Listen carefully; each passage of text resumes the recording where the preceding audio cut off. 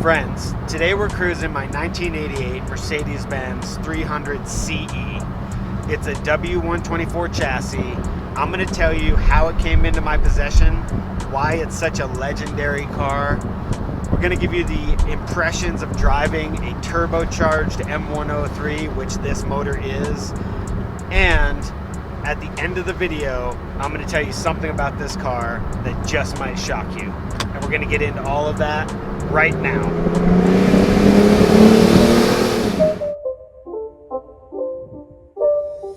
It's not a game, it's a rich thing.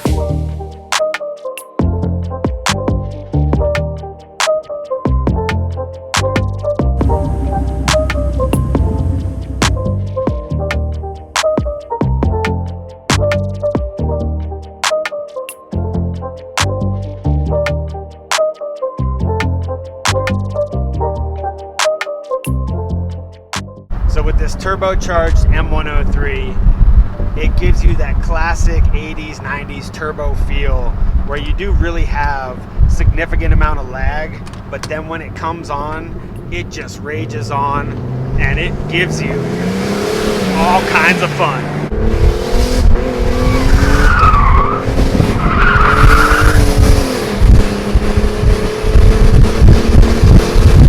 This car turbocharged is just an entirely different beast now. It's opened up the mid-range throttle where before, if you dipped into the throttle at all, it was really pretty dead unless you stomped it to the floor. But now the turbo just comes alive and it just feeds that air in and the car just wants to move. And with the exhaust modification now, a 2.5-inch stainless steel exhaust all the way out, it just opens up the engine that much more. So it's really breathing, and that's giving the M103 something it's probably always wanted. Just great throttle response. This car is currently running about 9 psi of boost, and when I took it to the dyno didn't have any resistance on the rollers itself, so the car was only able to get up to 7 psi of boost.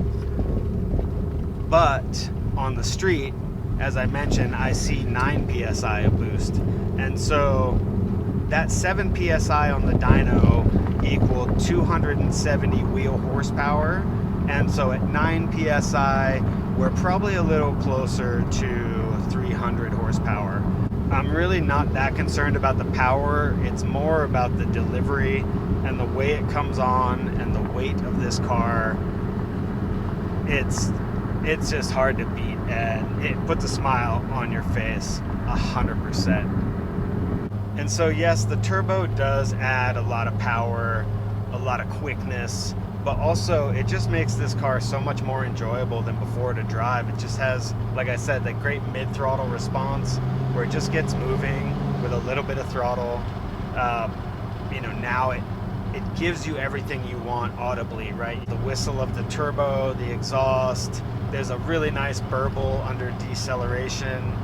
It's like, how do you even describe it? It's like everything sensory, everything you've wanted in a car, from the stereo to the exhaust to the turbo sounds, just everything. So how did I come into possession of this amazing car? I'll take you back to the beginning. My MO is kind of searching Facebook Marketplace, local classifieds, and eBay. I'm keeping track of what cool cars are out there, and I'd had this one in my saved list on eBay. This car had sat in the Bay Area for like 8 years, and the humidity, the hot and cold, actually did a number on the interior of the car, and many of the switches were like corroded. The leather looked like Freddy Krueger had owned it. They was just all chopped up, all trashed. But I could see there was a lot of good things going for it. Like, it had the cool Alpine stereo. It was obviously lowered, which I later found out it's lowered on Eibach and Bilstein suspension. And so I just reached out to this guy on eBay, and it turned out they were a dealership, and I just struck a good deal with them. I flew out to California. I brought this car back. Amazingly, it ran great after sitting for 8 years. That's a testament to the W124. And so I just drove this thing all the way back from Northern California, from the Bay Area, and then started to work on it. So in my video library, there's a bunch of different videos of the things I've done to this car. Getting the carbon fiber steering wheel, doing carbon fiber wrap on the center console, installing sport pedals. The list just goes on and on. But I've essentially just been making love to this car for the past few years and bringing it up to the specification that I want it to be at. And it's a project. It's never where you want it to be, but it's really close now. So when I got the car, one of the dilemmas was the front bumper was cracked. And front bumpers for old Mercedes are not cheap. And then factor in the cost of paint, even if I was painting it myself. And so what I came down to was that instead of replacing the cracked front bumper, I was going to invest that money into a turbo kit, because I had heard that the M103 accepts turbo, and so it was a great option for increasing the power of the car and also maybe enhancing the look, just moving everything forward instead of just staying stagnant by replacing the bumpers. So that was the real impetus, and then from there it just moved on. And honestly, I really couldn't be happier with my decision. Turbocharging this car is just it helped build my YouTube channel. It was a fun project. It was also an exercise in deep research. So when I first started the idea of turbocharging the car, this car has a CIS system, K-Jet system, which is early fuel injection. And people were saying, you can't turbocharge this car. You need to go standalone management.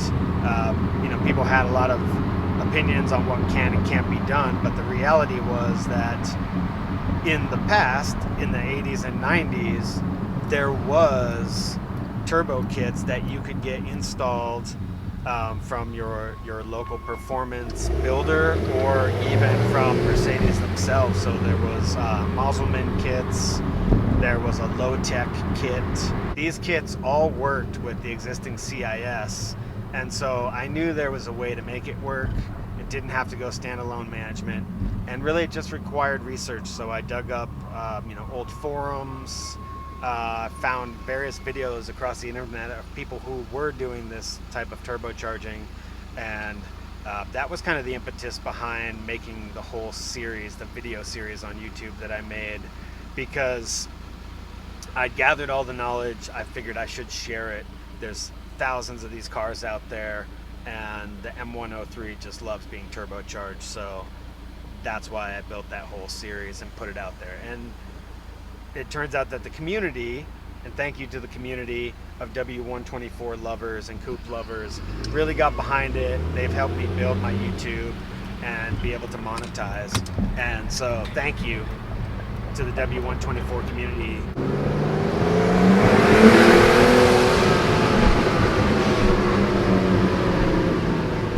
Yeah, it's hard to not flex when you're rolling through town. I just love the sound of this engine.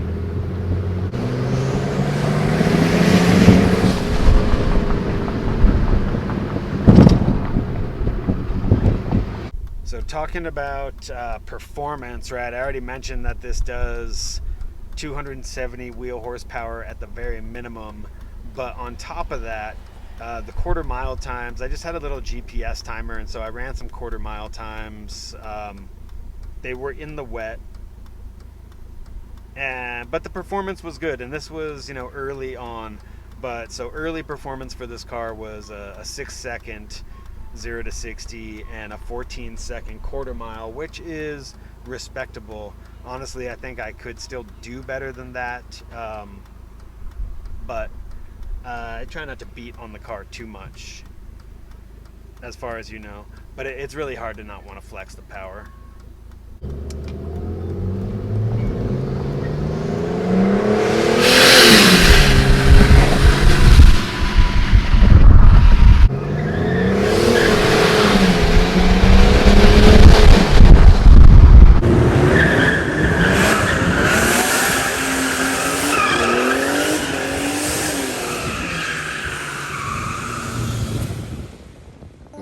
So let's talk a bit about the W124 and why it's such a legendary chassis. Penned by Bruno Sacco, the Italian designer that worked for Mercedes, it broke the mold when it hit the roads, creating a whole new silhouette for cars. From a time when engineers got to engineer a car and the accountants weren't involved in cutting corners in order to make more money. And so these cars are probably more robust and more reliable than almost all of the other Mercedes generations. Just incredible tank-like quality, and the fact that I picked this car up after it sat for 8 years and I was able to just drive it back to Utah from Northern California is a testament to that build quality. As square as it does appear, it actually has a super low drag coefficient of 0.32, which at the time was leading the industry. Let's go ahead and I'm going to show you all of the unique features that are involved in the design of the 124. So we'll start in the exterior, we'll move through the interior, and then on to the engine. So at the front of the car, all new fascia appeared. No longer were there these giant, heavy steel bumpers. Now the future is revealed, and the future is ABS, sleek, 5-mile-an-hour impact bumpers, revolutionizing the look of cars. And here on the hood, not just aesthetically pleasing line, but this scoop of the hood sends the air up over the top of the car and lends to its ability to have that super low coefficient of drag. The mono wiper here covers 86% of the entire windshield in one sweep. Really cool implementation of a windshield wiper, and still used to this day on the Koenigsegg supercars. Honestly, I would prefer that Mercedes brought this back. It's just such a cool piece of tech. Here on the lower half of the car, you find what's called the Sacco planks. These were part of the facelift of the W124 platform and were introduced when the Coupe came out. These just really streamline the body and remove that single strip of door protection. So moving forward, everything becomes kind of like this, very streamlined, and then in certain instances you would actually have color matched instead of two different tones on the Sacco planks. And that's really what sets this car out, is that it has been repainted and has the Sacco planks color matched. Hard to beat. Head-on view of the car reveals that the passenger side mirror is smaller and square, while the driver's side mirror is rectangular and protrudes significantly farther. The rectangular driver's mirror allows for better visibility of cars that are passing and what's out in the street, while the square mirror on the passenger side allows better visibility for parking, as you can see the curb more easily, and provides a little bit more top to bottom view. At the back of the car, the innovations continue. This is a safety feature here, fluted tail lights. In inclement weather, if snow or mud collects on the outer fins, you're still gonna have luminance in between, and so that's a cool safety feature and looks amazing in my opinion. Another seemingly mundane design feature that broke new ground for the industry was the trunk. As you can see, the V line in the trunk here, this allows easier access into your trunk and is also aesthetically quite pleasing. Previously, all trunks were really just flat along here, so again, another innovation for the W124. Moving to the inside of the car, one of my favorite design features is the seatbelt presenter, because it's just not luxurious to have to reach all the way back. So Mercedes built you a presenter, and it tightens the seatbelt, which is a safety feature. Another cool feature is the headrests. When it comes time to back up, headrests drop, and now you can see out the rear view mirror without obstruction. Pretty cool. The audio install is a who's who of 90s manufacturers, from the pop-up Alpine head unit and 12-disc changer to the MB Quartz crossovers and the Earthquake of San Francisco subs and EQs. When you activate this stereo, it's like a time machine straight back to the 90s. And now the heart of the beast. In the engine bay, we have an M103, which is an inline six, 3.3 liter naturally aspirated engine, which I have turbocharged. These engines actually really enjoy turbocharging. It's a 9.1 to 1 compression ratio. And with the head gasket that I have on there, it's lowered it down to at least 8.1, if not lower. So has good compression for boost and really reacts well to turbocharging. So when I first started this project of turbocharging the engine, people said, you know, you can't do that without standalone, it's not going to work. Essentially, all of this knowledge had been lost about how they were doing this in the 80s and 90s. And so I just dug into the forums. I knew it could be done because I had previously had a CIS car that was turbocharged. Early Audi Quattros were turbocharged. I had turbocharged a Volkswagen. So I knew the system could handle it, and it was just a matter of digging up the secret knowledge. And so with that, when I built this engine, I also made a full build series, which is on my YouTube channel and linked in the description. So anyone that wants to dive into this, everything is on my channel for how you need to go about that. So inline six, 3 liter, now turbocharged. How did I turbocharge it? Well, I grabbed a manifold from Kangaroo's team overseas that allowed me to install the turbo. I used a basic turbo kit from eBay, which was inexpensive, but provided all of the necessary hoses, piping, the intercoolers, all of these things I would need to get it started. And so from there, I have a great base to upgrade turbos, upgrade the piping, any of those things as I wish. But honestly, this car, as it sits with about 300 wheel horsepower, is pretty balanced in my opinion. You can get more power, but you're gonna have issues with guibos and tearing other things up. This is a really nice balance here at about 300 horsepower, and the engine can handle it easily. It's kind of the perfect solution. So if you have an M103 or M104, highly recommend turbocharging it. They just kind of love it.